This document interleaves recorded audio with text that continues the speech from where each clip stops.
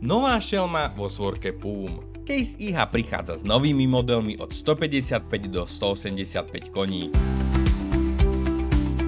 Tak čo na ňu hovoríte?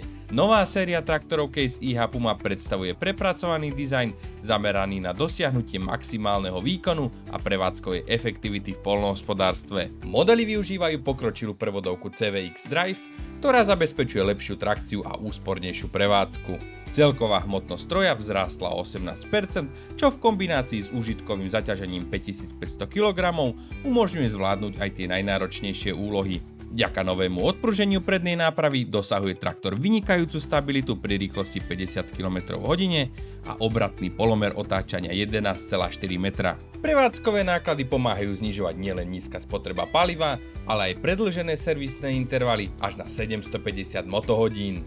Modernizovaná kabína s novým odpružením, lakťovou opierkou multikontroler ponúka vodičovi špičkový komfort aj počas dlhých pracovných dní.